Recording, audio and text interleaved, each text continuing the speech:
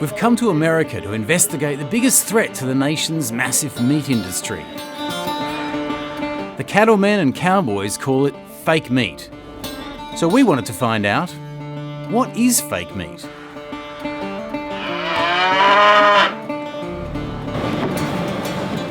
It's grown in labs, it's made with plants, and some of it even bleeds. But those who raise animals for food want to make one thing clear. Do you think it's meat? No, I don't. No, it's not meat. Meat is naturally on the animal. It's protein. It's protein. Yeah. But it's not meat. And the ranchers are worried it'll kill their traditions. This is cattle country. This is what God made this country for, is to raise cattle. But it seems the cowboys' future is being threatened by a high-tech revolution.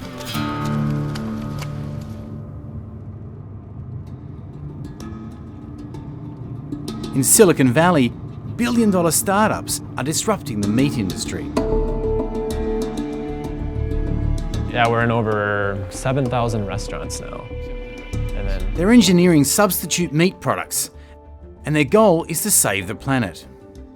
So Impossible Foods was created to build the technology to solve one of the greatest challenges that we face as a civilization today. How do we keep feeding the growing population while maintaining and enhancing our land and our environment?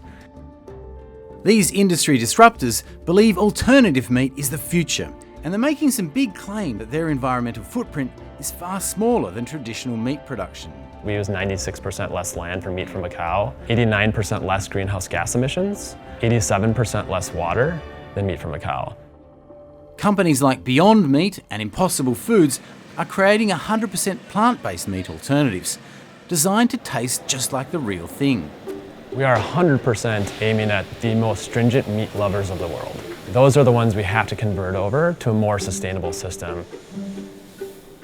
And one of the secret ingredients to producing that real meat taste? A protein called heme that delivers all that chemistry as you cook. It may look like blood, but don't be fooled. And we use a protein called leg hemoglobin, where that heme, which drives all that flavor chemistry, is identical. So where do you get your heme from?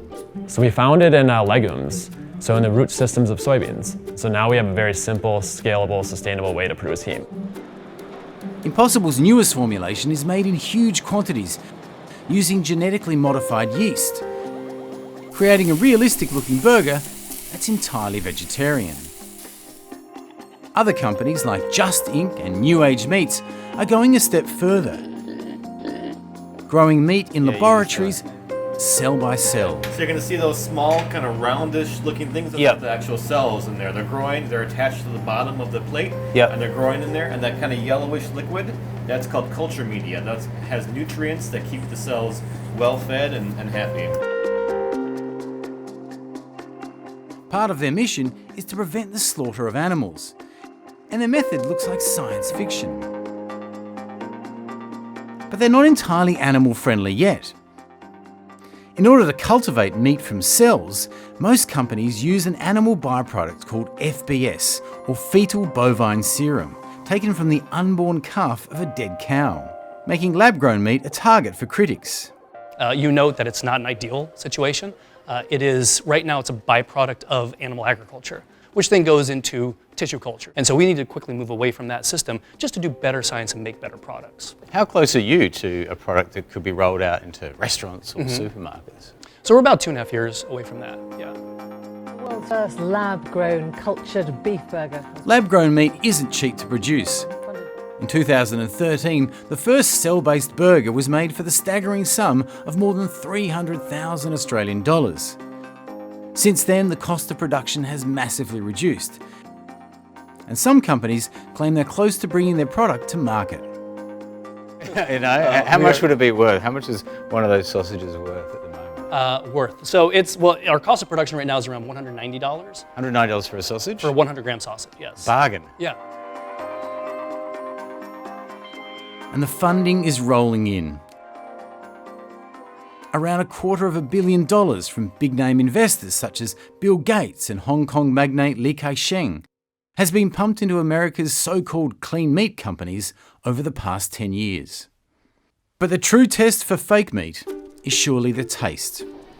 How you going?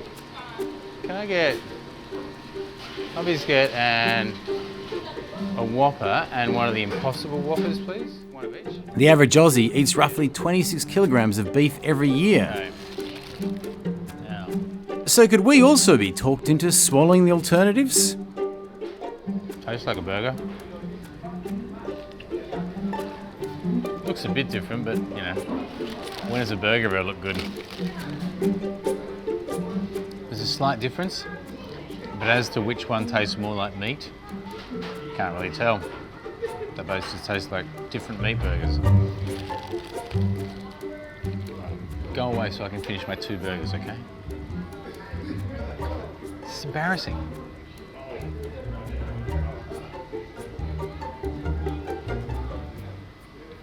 The ABC made me fat.